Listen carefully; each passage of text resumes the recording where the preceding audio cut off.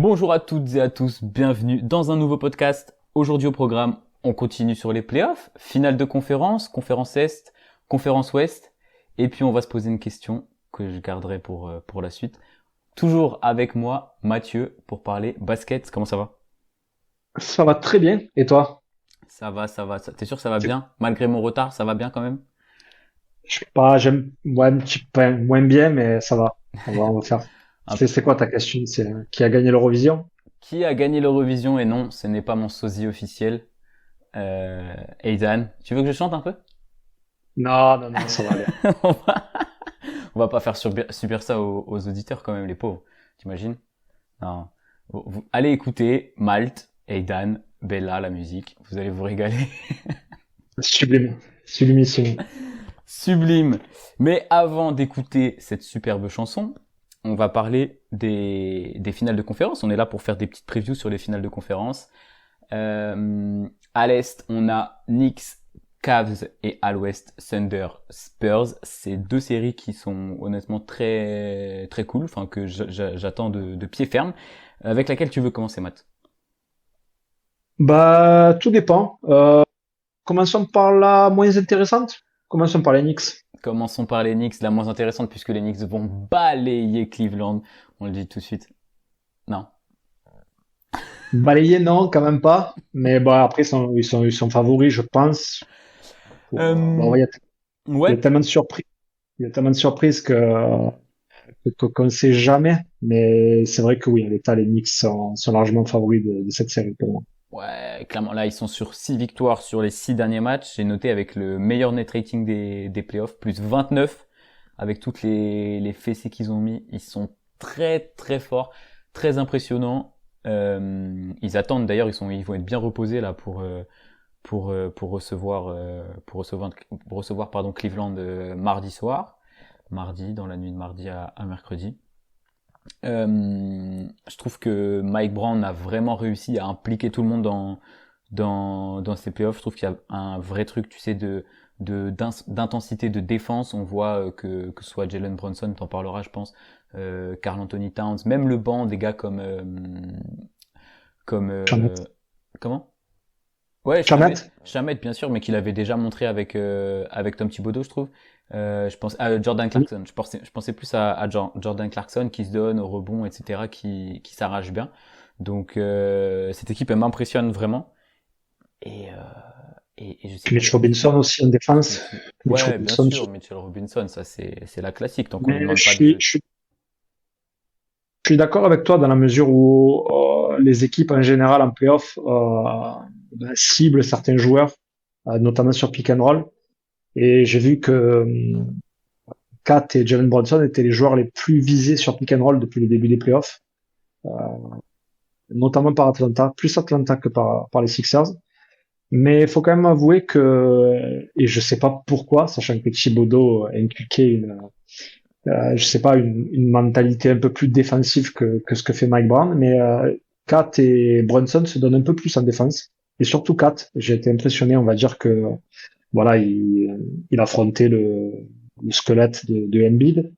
Et au Congo, c'est pas non plus la folie, mais il se donne, il a envie et ça fait plaisir. Après, c'est vrai que voilà, lorsque tu dis que Mike Brown fait jouer un peu plus ses joueurs, bah, c'est un peu contextuel, c'est notamment énormément de blowout. Et forcément, lorsque tu as des blowouts, bah, tu fais jouer un peu plus ton banc parce que tu ménages un peu tes joueurs principaux. Mais en l'état, oui, je suis totalement d'accord avec toi, sans parler des pourcentages indécents qu'ils ont eu sur les séries précédentes. Tous les joueurs ouais, se donnent, tous les joueurs apportent quelque chose. Chaque joueur permet à l'équipe d'être, comment dire, un peu modifié. Tu sais, ça permet d'apporter soit un peu de spacing, soit un peu d'attaque au cercle, soit un peu de défense. Et ouais, c'est appréciable. C'est appréciable. Ça fait depuis 99 que les Knicks ne sont pas allés en finale NBA, donc ils sont à 4 matchs. Et j'espère que ça va le faire. Enfin, 4 matchs, 4 victoires, 4 victoires. Ouais, 4 matchs, 4 matchs. 4 Quatre victoires, matchs mais encore. mais tu l'as dit très bien, ouais, l'attaque de Phoenix est folle. Non, c'est pas la meilleure attaque des playoffs parce que c'est le Thunder, on en reparlera, mais pas les mêmes adversaires non plus. Donc, donc une attaque très très impressionnante en plus de la défense. Un OG Anunoby qui j'ai pas noté les stats sur mes notes, mais je vais aller les chercher parce qu'OG Le Anunoby. Thunder, le Thunder qui ont affronté des plombiers, non plombiers d'ailleurs. D'ailleurs, Effectivement. il devait intervenir chez moi la semaine prochaine et malheureusement, ben, il pourra pas. Je suis un peu dégoûté. Je devais refaire ma salle de bain. Mais oui, non, effectivement, le Thunder, meilleure attaque. Mais bon, après, c'est vrai que oui, lorsqu'on a pu voir certains matchs des Knicks, c'était quand même un de ça. Il y a un match où il termine à je sais plus combien, 85% à 3 points. Donc, Sur face à qui? je plaisante face aux Sixers. Mais je crois qu'ils sont à 60, Ouais. 64, non? Quelque Ouais, chose oui, comme il y a un ça. match, il y a un match qui est vraiment décent. Ouais, voilà, OG Anunoby qui tournait à 21 points de moyenne, 7 rebonds et à des statistiques, tu vois, lui était à 62% au tir, 54% à 3 points. Donc, il fait partie de cette attaque qui tournait très bien avant de s'être blessé à l'ischio. Mais là, normalement, c'est vrai que j'ai pas revérifié l'information, mais il sera disponible mardi. Ouais, ouais, il est disponible pour le premier match. Après, voilà, à voir comment, on va le voir dès les premiers pas, on va voir comment il se déplace. Parce que bon, surtout, il apporte offensivement, mais ce qu'il apporte surtout, c'est sa défense. Et s'il a du mal à défendre sur Donovan Mitchell, bon, on remarque que ce sera peut-être un Michael Bridges sur Donovan Mitchell, mais bon, tu peux le mettre sur des joueurs importants qui apportent quelque chose en attaque. On va voir comment ça se passe. J'espère qu'il sera à 100% parce que ça serait une énorme perte s'il ne l'est pas. Mais bon, il sera déjà disponible, ça c'est déjà pas mal. C'est clair. C'est clair. Qu'est-ce que j'avais noté? J'avais noté de mon côté que je trouve que les rebonds, c'est deux équipes qui prennent pas mal de rebonds offensifs et que au global Hmm. les rebonds vont être, c'est toujours important les rebonds. Mais dans ces deux équipes qui sont plutôt portées par le back court, tu vois, bon, surtout par Jalen Brunson côté Knicks, et mine de rien en fait les Cavs sont plutôt portés par Mitchell puisque quand on voit les playoffs de James Harden, je sais que je suis dur et que à chaque fois je le défonce le pauvre, mais et en fait ça va être vraiment le secteur intérieur que ce soit Kat ou Mitchell Robinson, et sinon le duo côté Cleveland, Allen qui a fait un super match hier, euh, Mobley aussi, qui vont être là à se batailler, qui sont les deux, pas des, ouais, si, des seconds couteaux, on va dire, et qui vont être très très très très importants dans ce secteur du jeu. Donc je pense que si les Cavs déjà s'appliquent comme ils ont fait hier et prennent autant de rebonds qu'ils l'ont fait hier, ils peuvent prendre une petite option, on va dire, sur la série. Je sais pas ce que t'en penses. Je suis pas vraiment d'accord. Déjà, les Cavs, ils n'ont pas affronté une attaque telle que les Knicks, déjà. Ouais. Et c'est vrai que, voilà, tu parlais du rebond offensif, les Cavs sont très bons, mais les Knicks sont élites au rebond offensif, ils se projettent tous. Sur la série contre les Sixers, ils ont eu énormément de deuxième tir après rebond, justement. Et c'est vrai que je trouve Mobley et Allen un peu faibles. Ils avaient affaire qu'à Duren lors de la série et un peu Stewart, mais bon. Et ils ont eu énormément de mal. Oui, alors il y a certains matchs où ils ont brillé, notamment oui, le match d'hier où Détroit a été horrible, faut le dire. Mais, euh, mais pour moi, même le secteur intérieur, malgré le fait que Kat soit pas vraiment un bon défenseur, malgré le fait qu'il y ait de la taille avec Allen et Mobley, bah, j'entends beaucoup ça, mais je trouve quand même que le secteur intérieur des Knicks, c'est, je sais pas, si on peut dire plus versatile, plus varié, mais je pense que même Mitch Robinson, lui tout seul, pourrait créer énormément de problèmes à Mobley et Allen. Pourquoi? Parce que déjà, s'ils les font jouer ensemble, bon, ça se fait rarement. Mais déjà, Mobley et Allen n'ont pas eu affaire à un stretch five, tu sais, un joueur qui s'écartait. La première la série, c'était face à Toronto. Mhm. Euh, il n'avait pas ce type de joueur. La deuxième, face à Détroit, il n'avait pas ce type de joueur. Et à voir comment Mobley va se déplacer, comment il va être obligé de se placer sur le terrain, s'il va être obligé de protéger le rebond, s'il va être obligé de sortir sur 4. Tu vois, tout ça dépend de ça. Et en fonction, ben, peut-être que même la bataille du rebond, ils la gagneront pas, malgré le fait qu'ils aient 2 tours jumelés. Ouais, tu penses que le secteur intérieur des Knicks est vraiment beaucoup bien meilleur que celui de Cleveland? Non, en l'état, non, sur le papier, non, parce que Oui, t'as sur le Mobley, papier, mais t'as Allen. de ce qu'on voit depuis les playoffs, je peux pas te donner tort sur ça. En fait, ils sont très bons, mais ils sont tellement C'est surtout la irréguliers, c'est une catastrophe. C'est surtout la variété de jeu et la variété du 5 que va apporter les Knicks. Et en fonction du 4 qu'ils vont mettre sur le terrain, le fait que si OG Anunoby, bah, c'est contextuel, mais si OG Anunoby est en forme, tu mets un 5 avec un seul grand, avec 4. Et ben, ça dépend de ça, tu vois. Après, si tu fais jouer Kat et Mitchell Robinson pour justement gagner la bataille du rebond, là, c'est encore différent. Mais ouais, enfin, pour moi, oui, si les Cavs ne gagnent même pas la bataille du rebond, ça risque d'être très très compliqué, ouais. Effectivement, tiens, on parlait de Cleveland. Du coup, on n'en a pas parlé beaucoup. On va revenir sur eux, puisqu'ils reviennent de très très loin. Ces Cavaliers, énorme Game 7 hier pour se qualifier. Malheureusement, ceux qui avaient mis leur réveil ou qui avaient veillé tard dans la nuit ont pu être légèrement déçus, puisque Détroit a été catastrophique. Enfin, Cleveland a été très très bon, cette équipe. Cette équipe a été énorme. Première finale de conférence sans LeBron James depuis. T'as la date? 2000, sans LeBron James Ouais, sans LeBron, sans LeBron. pour les Cavs? Ouais. Oula. Oh Ah, là, ouais, effectivement. c'était quoi ça? C'était finale de conf? C'était même pas Mark Price, ça. Eh Ça fait même. si, Si. si. Ouais, Mark Price 92, exactement, bien joué. Très Ok, fort. ok. Un expert dans son domaine, messieurs, dames. 1992, ouais, la dernière finale de conf des Cavs sans Monsieur LeBron James. Et, Eh ben, et donc, et, ouais, et je veux te poser une question tout de suite. J'en ai parlé un peu tout à l'heure. Est-ce que tu penses que, elle va être nulle ma question, mais est-ce que tu penses que James Harden peut enfin être bon pendant ces playoffs, pendant toute une série? Est-ce qu'il peut? dur. Et c'est-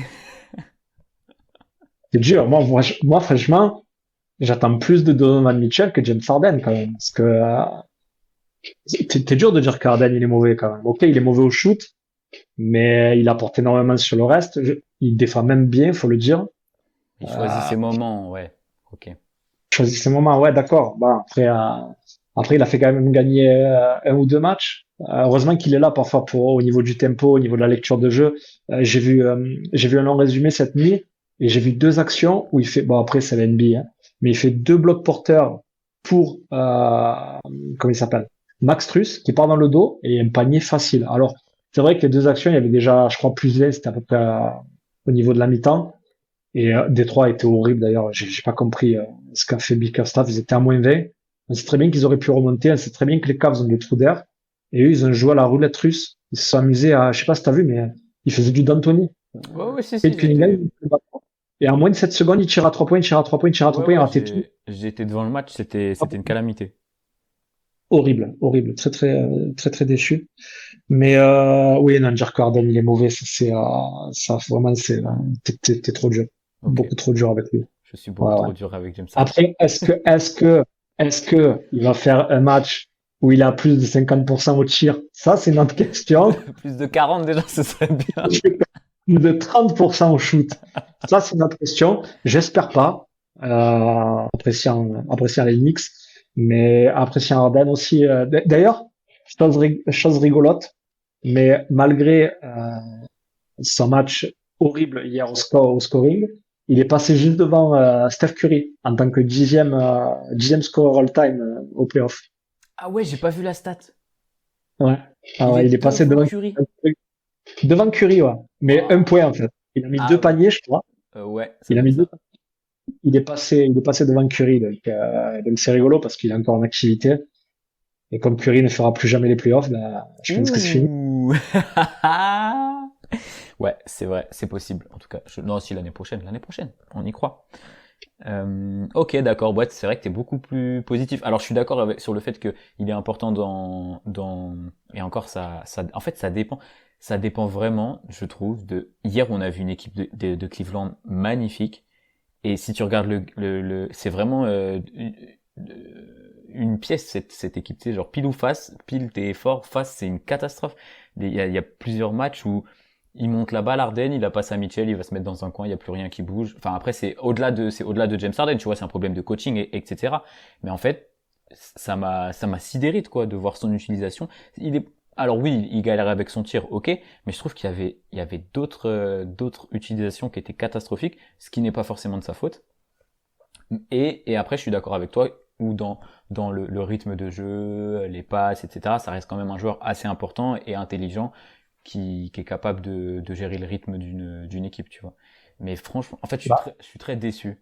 Parce que je m'étais dit bah, peut-être que... on est déçu parce que c'est le deuxième moteur de jeu. C'est presque la locomotive. C'est normalement lui qui doit générer, créer toutes les premières attaques. C'est lui qui doit monter le ballon. C'est vrai que parfois même pendant ces playoffs, et je pense que c'est voulu, mais il y a des phases où il joue avec Schroeder, par exemple, et il laisse la balle volontairement à Schroeder.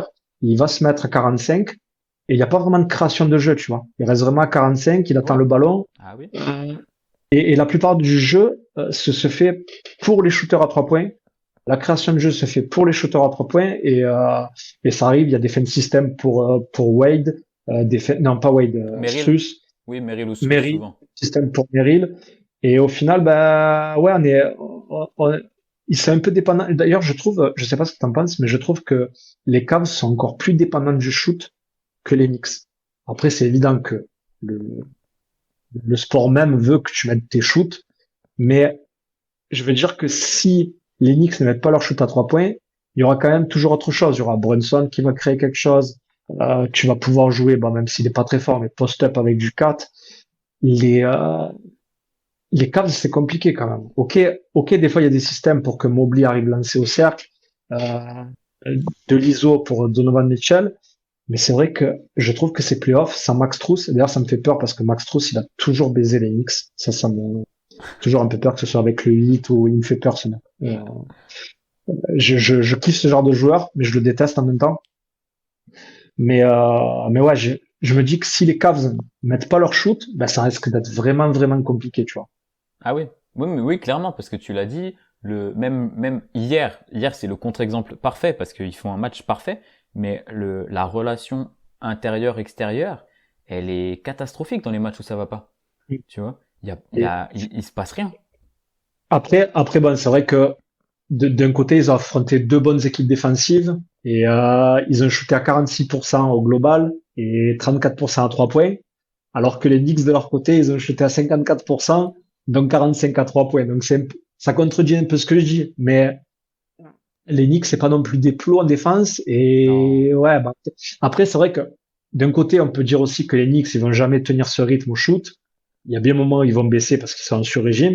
Et il y a bien un moment où, comme tu l'as dit pour Harden, il y a bien un moment où les shoots, ils vont rentrer et ça risque de faire mal. Donc à voir.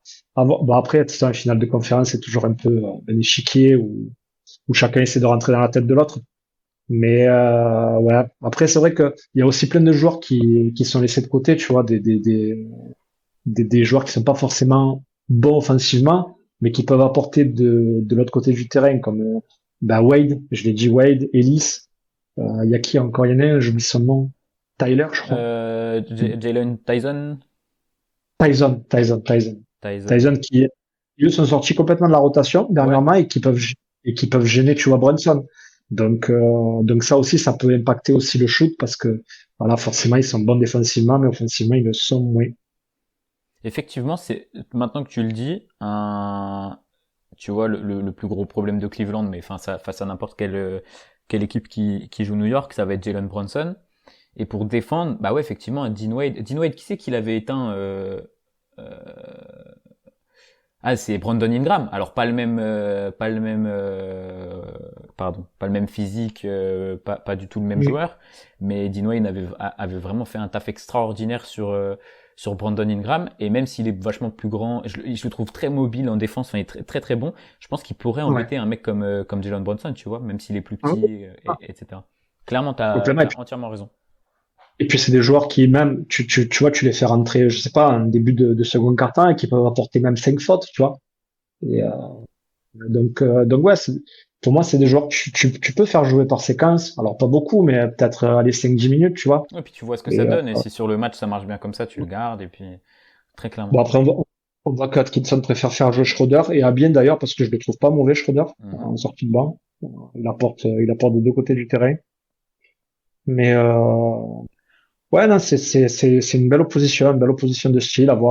Il y a plusieurs questions, la fatigue aussi, comme on l'a dit. Mais c'est vrai que oui, la question numéro un pour moi de cette série, la clé, c'est comment va être Gianni Mobile. Ouais, oui, effectivement, avec les ischios, c'est toujours relou. Euh, Est-ce que il y avait un autre truc que tu voulais aborder ou pas sur cette série? Euh, Non, bah après, c'est vrai que, ouais, on parle encore de la défense, mais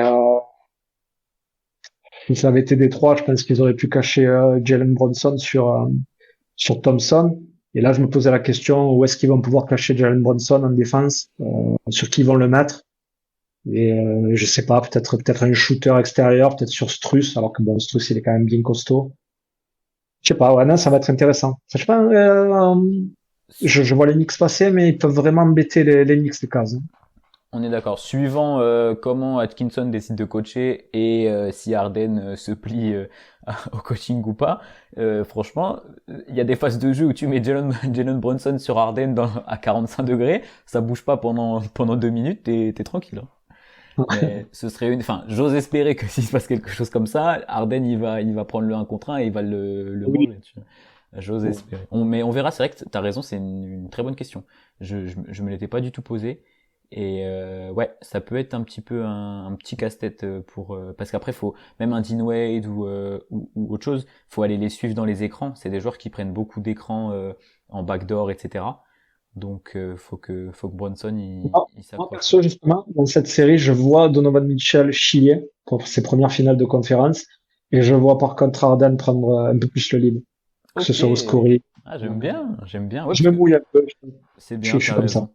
Parce que c'est vrai qu'il y a une sacrée bataille, mine de rien, enfin, en tout cas dans l'imaginaire collectif, là, Bronson-Mitchell. Tu vois, c'est le truc attendu un petit peu par tout le monde. Est-ce qu'il y aura un flop ou pas? Je sais que Bronson sera au rendez-vous, quasiment sûr. On verra si Mitchell fait le taf. T'as un petit prono à envoyer sur la série? Ah, tac, toujours ces premiers matchs un peu tricky. Je pense que les Cavs vont gagner au Knicks à New York. Ouh. Mais, je vois les Knicks finir chez eux 4-2. Ah, pareil. Non, bah non, ils finissent à Cleveland. 4-2, c'est pas possible. Euh, Bah, ils finissent à Cleveland, en tout cas. Ils finissent à Cleveland? Si tu Ouais, dis. attention, Cleveland, ils perdent à chaque fois chez eux, donc il vaut mieux que ouais, il vaut mieux qu'ils terminent à Cleveland qu'ils retournent à New York pour perdre à la maison. Ouais, non, 4-2, ils gagnent là-bas. Ouais. J'ai mis 4-2 aussi, ouais. J'ai mis 4-2. J'ai hésité, hein. Au début, j'étais plus proche. C'est un 4-2, mais plus proche du 4-1, je t'avoue.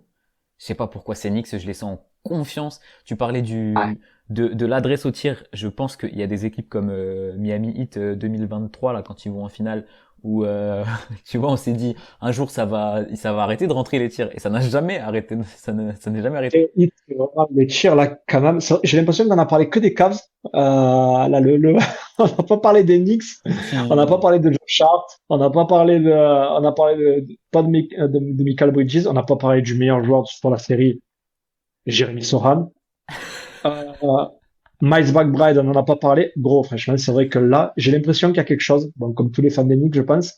Mais que, je sais pas si c'est Mike Brown qui a apporté ça ou si c'est parce qu'ils se connaissent un peu plus par rapport à l'année dernière.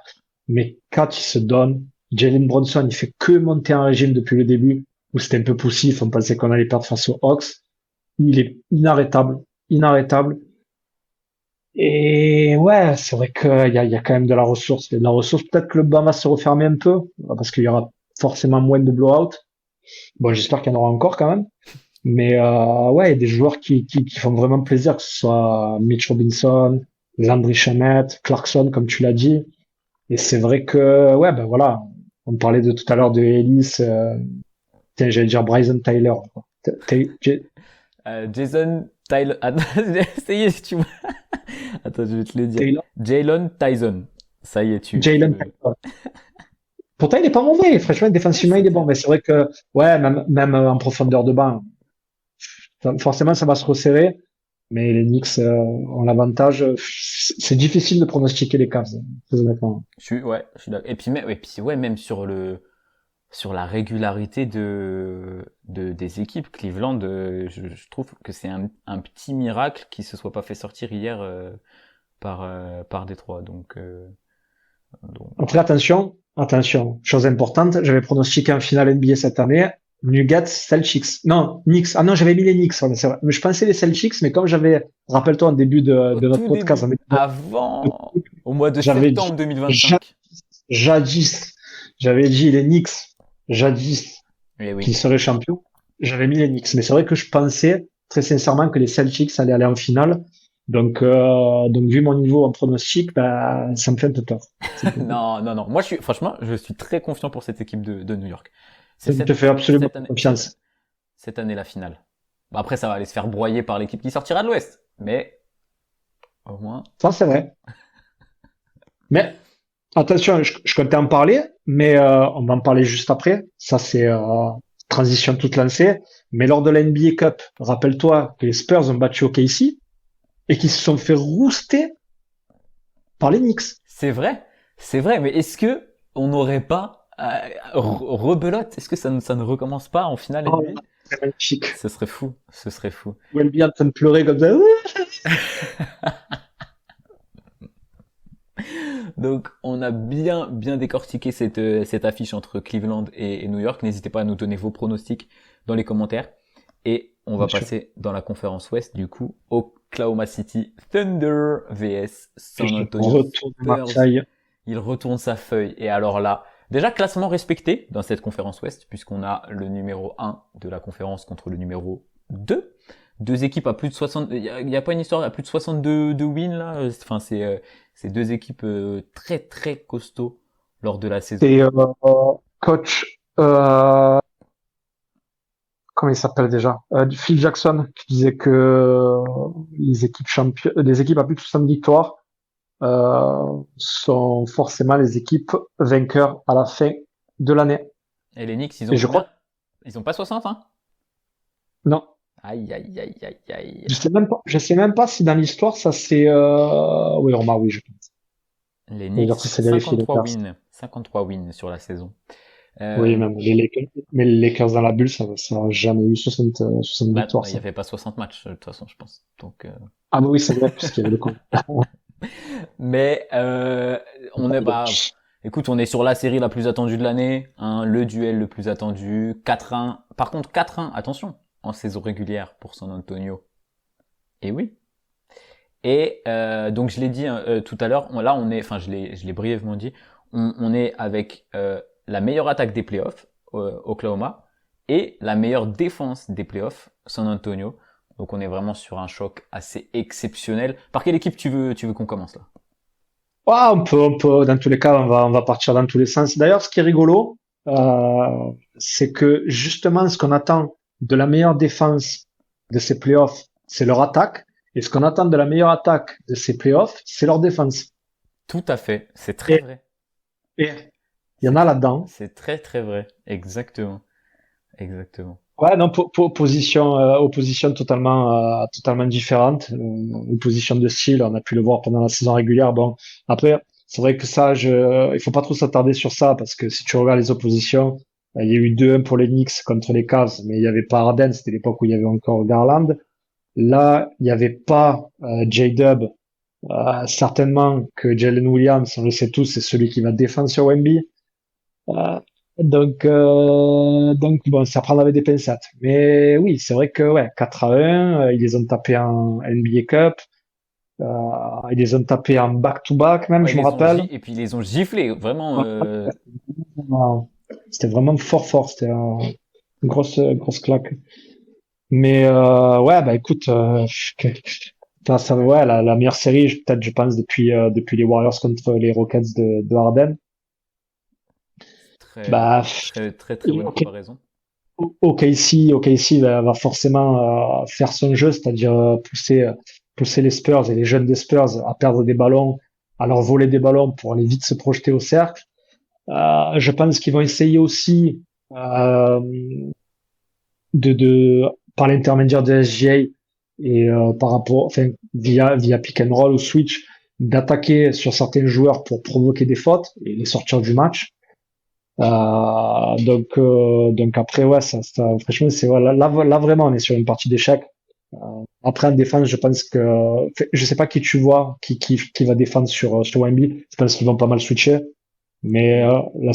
la seule chose qu'ils veulent pas, c'est que les Spurs poussent à ce que SGA défende sur Wemby, parce que c'est le plus mauvais défenseur de cette équipe. Et on sait très bien que Wemby, il aime pas affronter des petits parce qu'ils sont plus vifs, parce que lui, il a du mal à dribbler de par sa hauteur, et parce que ça le pousse à aller jouer dos au cercle, et c'est là où il est le moins bon. Donc, je pense pas qu'ils mettent directement, peut-être Hartenstein, je sais pas.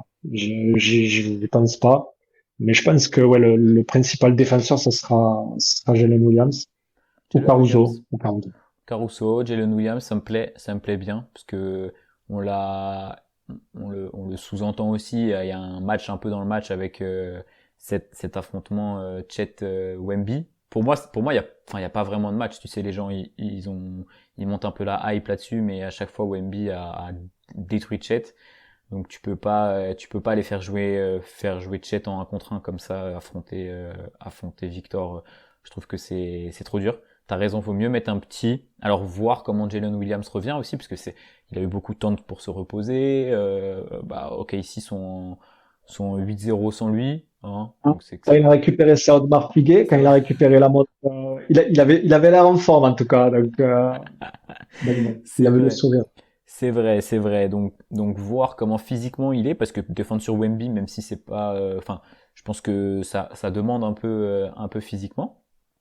Caruso, j'aime bien cette idée. Hartenstein, je suis un peu moins fan. Ça va switcher, comme tu l'as dit. Je pense que switcher sur tout ce qui est possible. Et Du coup, je te coupe, mais s'il switch sur tout, sur qui va défendre SJ du coup? Parce qu'il va défendre oh, sur Champagny. ouais, il est capable de base, à la base. Oui, je pense qu'ils vont le mettre sur un Champagny. Champagny.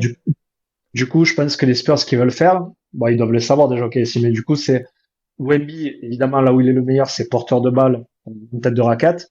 Et après, du coup, pousser Champagny à aller faire un bloc pour switcher, tu vois. Et pour que Wemby se retrouve face à SGA. C'est ce que ne veut absolument pas OKC. Ouais, c'est vrai. C'est vrai, ça va être, tu l'as dit, ça va être un sacré merdier. Mais pour défendre sur cette équipe des Spurs, ça va être, je pense ok, s'il y a le meilleur roster, parce que à l'heure actuelle, tu vois, j'adore les jeunes de côté San Antonio. Mhm. Ils vont dans le futur être très très bons, et que ce soit Carter Bryant comme Dylan Harper, Stephen Castle aussi qui est encore très très jeune. Mais je pense que là tout de suite, en mois de mai 2026, c'est le roster de d'OKC qui est meilleur, je pense, et plus profond. Alors que les Spurs sont quand même sacrément conséquents. Mais est-ce qu'ils peuvent pas aussi les épuiser comme ça? Tu sais, on a vu que jeunesse, leur rentrer dedans un peu, ça marchait un peu pour Minnesota quand même, hein, tu vois, d'essayer d'aller les embêter, au-delà du coup de coude de Wemby, essayer de leur rentrer dedans, de jouer physique. Ouais, c'était le but. Ok, ici c'est la meilleure équipe pour faire ces conneries là, tu vois, pour essayer de te sortir du match avec tous les, parce que on en a pas parlé du tout, mais il y a un Lou Dort aussi. Alors est-ce que Lou Dort est taillé pour défendre sur Wemby, je sais pas, mais est-ce qu'il est taillé pour aller lui mettre des coups de coude dans le dans le ventre? Ah oui, plus parce que c'est certainement le joueur le plus physique, le plus athlétique de cette équipe et le plus costaud. Et c'est vrai que, mais après voilà, Lou Dort, je pense pas qu'il ait comment dire, même pas la vitesse, mais la taille pour pouvoir vraiment gêner Wemby, tu sais. Oui, oui. En plus, il a pas vraiment des longs bras. Je pense que ce serait pas vraiment le meilleur défenseur sur Wemby. Alors, oui, si Wemby faisait du post-up, d'accord, parce que ça lui permettrait de pas aller au cercle, mais aussi bien sur pick and roll pour défendre un alley-oop il vaut mieux laisser Lou Dort, tu vois, sur un Fox, par exemple, ou sur un Castle, Clairement. parce que parce que là, ça peut vraiment gêner. Mais Ludort sur Wemby, non. Mais bon, en même temps, qui mettre sur Wemby, t'es obligé de mettre Jalen Williams, qui est ou Caruso. Non, Wemby, il est extraordinaire quand même. clairement. C'est vraiment un gros casse-tête. Ouais, après, ouais. Je sais pas. Mais vraiment, il y a vraiment une belle opposition de style et j'ai vraiment hâte de regarder ça. Ouais. Et je pense sincèrement que les Spurs peuvent passer, hein, vraiment. Ouais, on est plutôt d'accord. On va donner après le prono, mais je suis. OKC a mis 4-0, 4-0. Après, voilà, c'était deux équipes un peu, bon, sans manquer de respect, que ce Tu peux y soit, aller, vas-y, manque de respect, manque. bah, les Suns, c'était quand même assez faible. Faut le dire, ils avaient fait une belle saison, mais bon, c'était un roster qui était un peu nouveau, avec l'arrivée de joueurs importants et le départ de joueurs importants aussi. Ils sont arrivés là, c'était bien, c'était agréable à voir, c'était fun. Mais, euh, mais bon, ouais, c'était ouais, balayage. Et après, euh, et après la mise en bouche, ben, les Lakers, c'est leur meilleur joueur. Et après, c'est vrai que les Lakers, ils ont proposé quelque chose en défense, tu vois. Ils ont essayé de faire ça, c'est-à-dire de mettre le deuxième moins bon défenseur sur SGA et après de directement aller double team, aller doubler sur SGA. Mais c'est vrai que ouais, après SGA, il lâche la balle, t'as de suite la balle, je sais pas que ce soit un Keyson là, soit un Wiggy, soit n'importe qui dans cette équipe. Dans tous les cas, c'est quelqu'un qui peut créer du jeu, qui peut apporter quelque chose, qui peut aller au panier, qui peut shooter. Donc même si il a été gêné SGA quand même. Hein. Il a pas fait une excellente série parce que voilà, les Lakers se sont concentrés sur lui. Je me rappelle de Hachimura qui était de suite avec les bras levés, qui le gênait. Austin Reeves aussi. Mhm. Donc bon, Pas ouais, fait une c'est vrai que excellente série, mais très très à l'aise à la distribution malgré les doubles teams. ouais, voilà, ouais, Tu vois. voilà, c'est-à-dire que oui, s'il est doublé, de suite il avait une solution, il y avait un joueur, il arrivait à kick out, il y avait des shoots faciles, donc il a été gêné pour aller au cercle. Bon, évidemment pour créer du jeu, mais malgré ça, il en a créé, il a fait des passes, il a fait parler sa lecture de jeu et le fait que ce soit un MVP en puissance. C'est vrai, on n'a même Donc pas voilà. parlé de ça, tiens. Et oui, de, Eh oui, c'est eh vrai, oui, c'est bien vrai, vu c'est vrai. de mettre sur le sujet. C'est vrai que c'était tellement obvious pour moi que je l'ai pas du tout abordé. C'est la, c'est la série du MVP, ouais. Du MVP, Tout à une fait. deuxième fois MVP d'ailleurs. Back to back, MVP Après, contre Deepoy. ouais. C'est le 13e joueur qui fait back-to-back MVP. 13 ou 14, j'ai lu 14 moi. À 14, peut-être je mens. Je mens sûrement, je pense que t'as Du coup, plus la rêve que il y a moi. peut-être 13 autres joueurs et c'est le 14e, un truc comme ça, je pense. T'as peut-être raison. Peut-être. Ah, parce que je compte pas Steve Nash, moi, c'est pour ça. Ah, c'est ok, oui, effectivement. Non, c'est bon, c'est bon. Alors tes stats sont bonnes. Les comptes sont bons, les comptes sont bons. Les comptes sont bons. Eh, deux Canadiens double MVP Eh, back to back, c'est vrai, c'est vrai. c'est Je fort, plaisante, c'est totalement mérité pour c'est Nash. fort. Et là où Mais, tu soulèves un point important où en parlant de l'attaque, ils ont très bien attaqué, c'est la meilleure attaque. Mais face à deux équipes, tu l'as dit, les Lakers se sont plutôt bien débrouillés, très moyennes quand même. On va plus être étonné de la série d'AJ Mitchell, d'à quel point ils sont tous capables de tirer à 3 points, de poser la balle au sol, etc. Ou des Jared McCain, ce genre de choses.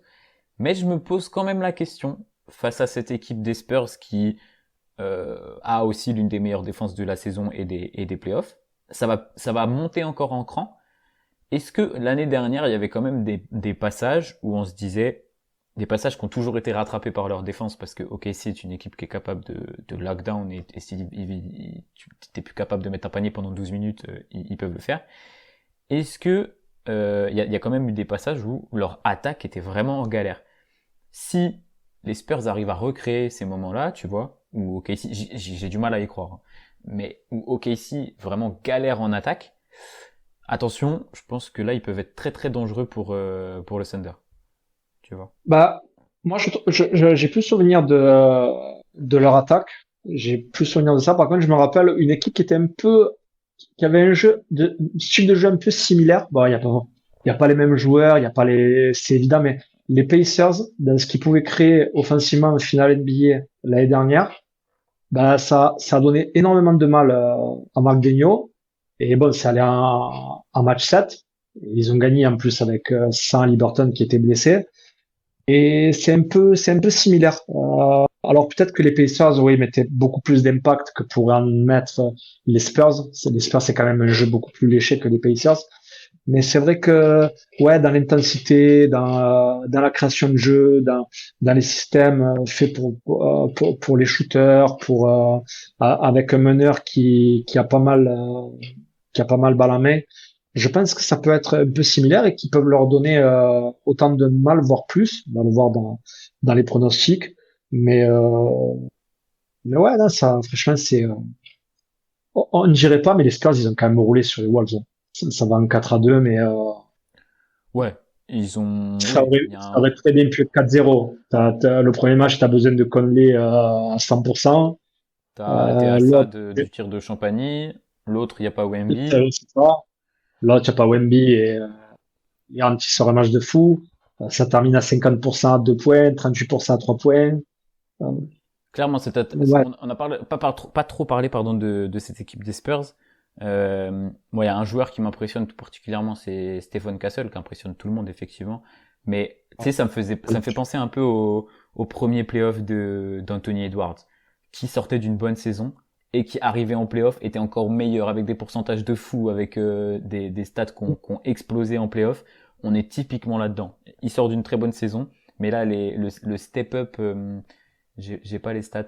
Il doit tourner, parce que il y a personne qui tape les 25 points par match dans cette équipe, mais il doit tourner à une vingtaine de points par match, 6 passes, une Le défense. dernier, il était à 30, 32. Non, oui. Et puis, il a une telle maturité dans le jeu. Défenseur élite. Il est exceptionnel en attaque. Ouais. Je sais pas s'il a travaillé son shoot pendant l'été, mais il a vraiment un beau shoot. Ouais, tu sais quoi, parfois je parle des Spurs et j'arrive à omettre De'Aaron Fox, tu vois. Alors que Ouais, c'est le meneur de cette équipe, c'est celui qui doit apporter du scoring à l'arrière. Et, euh, et finalement, pour moi, pour l'instant en playoff, ils sont bien plus impressionnants, que ce soit Harper, que ce soit Vassell, et encore plus, ouais, Stéphane Cassel qui est exceptionnel. Et de se dire que Wemby et Cassel, ils ont même pas 23 ans, quoi, ça fait peur. c'est très impressionnant. Et ouais, Fox, tu l'as dit, parce que je l'ai noté, qui a commencé tranquillement ses playoffs avec un gros match face à Portland, là qui était assez chaud sur la fin de série face aux Wolves. Si lui, ça y est, là, il est sur le jeu qu'on connaît, c'est-à-dire accélération, je vais au cercle, petite passe pour Wemby qui est derrière ou quoi que ce soit. J'aime beaucoup la défense de Casey, tu vois, mais si Fox arrive à mettre ce rythme-là, il est intenable. Ça me fait penser à Tyrese Maxey, on en a parlé plein de fois. C'est le genre de joueur que quand tu vois, il accélère un tout petit peu, mais en fait personne n'est capable de l'arrêter. Bah, c'est ouais, c'est pour ça qu'ils l'ont pris, hein. C'est pour ça qu'ils l'ont pris. Et Exactement. puis des fois, il accélère vite de main à main, tu sais, avec Wemby. Mm. Il accélère vite, et tac, il s'arrête et il fait un espèce de fade away. Et il les met à chaque fois. Il les met à chaque fois. Ouais, du coup, voilà, peut-être mettre Dort sur Fox, je sais pas, ou peut-être Caruso. Mais bon, c'est vrai que, ouais, on n'en parle pas beaucoup de Fox, mais c'est, c'est à défendre aussi, c'est à défendre. Clairement. Et d'ailleurs, justement, où il y a Kayson Wallace aussi, ça va, ouais, aussi. Putain, ces deux équipes, elles sont monstrueuses. Oui. T'as l'impression que à chaque fois que tu bouges un pion, il y a quelque chose pour le contrer. Tu C'est sais pas, clair. franchement, j'ai trop hâte. Mais d'un point de vue tactique, qu'est-ce que tu penses justement? Je t'ai entendu parler de Jay Mitchell qui a été impressionnant en demi-finale de conf. Est-ce que tu penses qu'il va avoir du temps de jeu, tu vois? Parce que ces joueurs-là, que ce soit, t'as parlé aussi de McCain, ce sont des shooters d'élite, hein, il y a pas de, mais après, voilà, le problème, c'est qu'en défense, ben, t'es obligé de les cacher. Est-ce que ces joueurs-là vont avoir du temps de jeu? Tu penses? Ah oui, et puis après, il y a le retour en plus de Jalen Williams.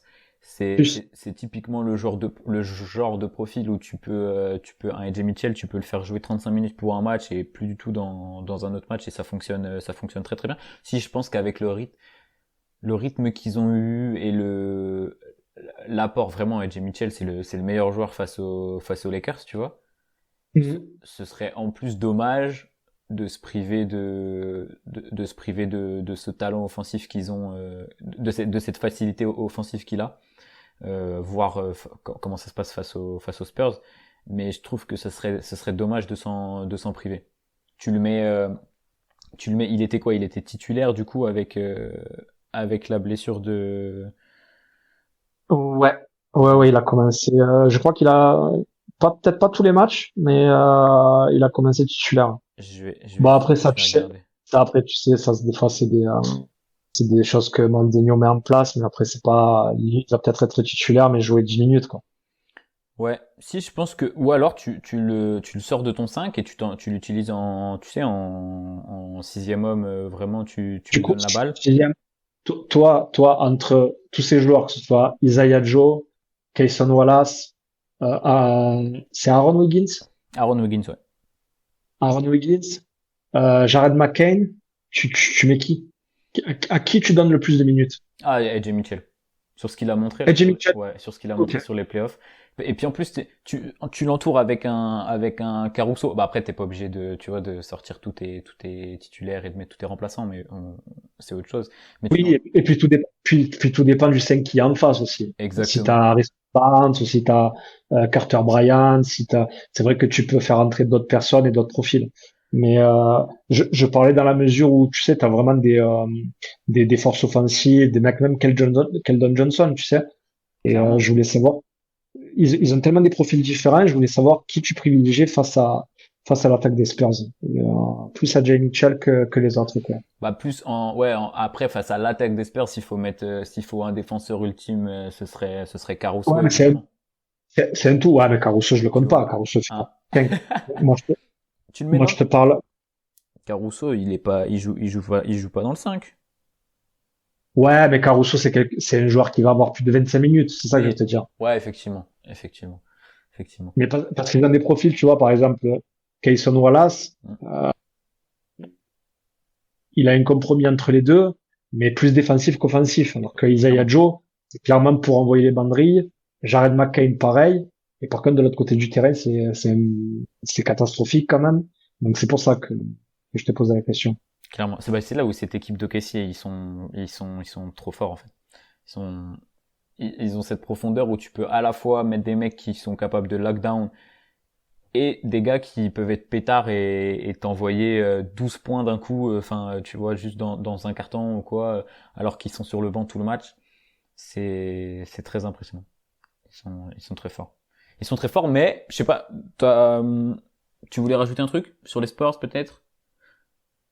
Euh, Non, écoute, ouais, on verra bien. Je pense que la tactique de OKC, ce sera de faire sortir Wemby. De toute façon, hein, c'est le joueur principal. Je pense que c'est Wemby, c'est cette équipe. Même si elle est très forte, ne serait pas là. Et ouais, ils vont jouer les kick-out, les drive and kick, pardon. Et c'est pour ça que oui, AJ Mitchell peut être important. Isaiah Joe peut être important. Jared McCain peut être important. Bon, ouais, vraiment, c'est fou cette série, hein. Clairement. Clairement, cette série va être. Moi, je me mouille tout de suite. Tu l'as dit tout à l'heure. Je pense que c'est les Spurs qui vont aller en finale. Ouais, malgré le manque d'expérience. Ouais, malgré le manque d'expérience, je pense qu'ils nous ont. J'imagine quand même, en début d'année, on a dit qu'ils iraient même pas toi, t'as C'est dit même pas au excellent. play-in. Ouais, Toi, t'as dit même pas c'est au excellent. play-in. J'adore. Et là, tu les vois en finale. J'adore. Mais Ouais, ils sont tellement talentueux et la jeunesse nous montre que c'est quoi la phrase? C'est le talent ou l'expérience n'attend pas la jeunesse, un truc comme ça, tu vois. Genre ça y est, ils il me sont fait le décart. mais en fait, ils sont jeunes, mais ils sont tellement impressionnants. Je disais que le meilleur roster était côté OKC, mais l'année prochaine, c'est même plus le cas, tu vois. Tellement cette équipe des Spurs et le talent, le niveau de talent dans cette équipe est trop fort, est trop fort. Et du Bernard, coup, je les vois passer en finale et pour le spectacle, je les vois gagner à OKC le match 7. oh my god, oh, le game 7 en plus. Ouais, je pense. Je suis fou, hein, fou. Et c'est pas ça qu'il y avait dans mon bracket à la base, hein. Mais C'est pour ça maintenant, que dans ton nom, il y a Loka, tu vois. C'est pour ça, de quoi? c'est pour ça que dans ton nom, il y a Loka. Ah oui, exact, Loka, parce que je suis folle, je suis une grosse folle. C'est une grosse folastre. Et non, moi je vois les Spurs, mais pareil, toujours du mal à voir une équipe, surtout dans des matchs comme ça, gagner à l'extérieur une game set. On n'est pas à l'est là, on est à l'ouest, et tu gagnes pas une game set à l'extérieur comme ça. 4-2, hein, 4-2, 4-2 4 à pour les 2. Spurs. Donc on a la même La, finale NBA. la même Spurs-Knicks. finale.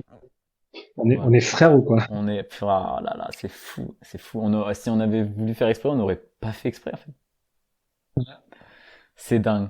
C'est dingue. N'hésitez pas aussi à mettre dans les commentaires des podcasts vos pronos pour cette série, la série la plus attendue, on l'a dit Sur YouTube, il y a du monde un peu qui regarde. J'ai vu. Eh oui, il y a du monde, attention. Il Ça explose les vues, là. Hein. Hop, hop, hop. il faudrait qu'on mette nos têtes. Je pense que si tu mets nos têtes, il y aura encore plus de. Ah, alors la mienne, peut-être beaucoup plus de vues, mais toi, j'ai peur que ça fasse peur aux enfants. Ouais, mais les enfants, ils nous écoutent pas. C'est vrai. C'est vrai. J'avais une dernière question pour clôturer le podcast, question que je t'avais envoyée, puisque Et les playoffs ne sont pas finis, mais bien avancés, et je me demandais qui était le meilleur joueur de ces playoffs, mon cher Mathieu. ah, très bonne question. Bah après, c'est vrai que c'est difficile. Il y a tellement eu de blowout, il y a plein de joueurs qui sont rentrés, d'autres qui sont sortis. Donc en général, tu prends souvent celui qui a explosé les stores. Mais je trouve très sincèrement que Jalen Brunson est le meilleur joueur de ces playoffs. Tant il monte en régime, tant il est constant dans le bon.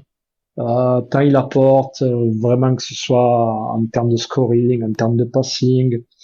Il essaie un peu de défendre, là, on l'a vu quelques fois, essayer de passer au travers des écrans. Donc voilà. Bah, c'est un peu compliqué, peut-être qu'il faudrait que je réfléchisse un peu plus. C'est un très bon choix. Jalen Brunson, juste pour les stats brutes comme ça sur les playoffs là 2026, on est à 27 points de moyenne, 6 passes décisives, une petite interception et puis deux rebonds, à 48% au tir, 41% à 3 points. C'est très très propre. En tout cas, ce qui est sûr, et ça, je peux te le certifier, ce qui est sûr, c'est que c'est certainement pas Sengun.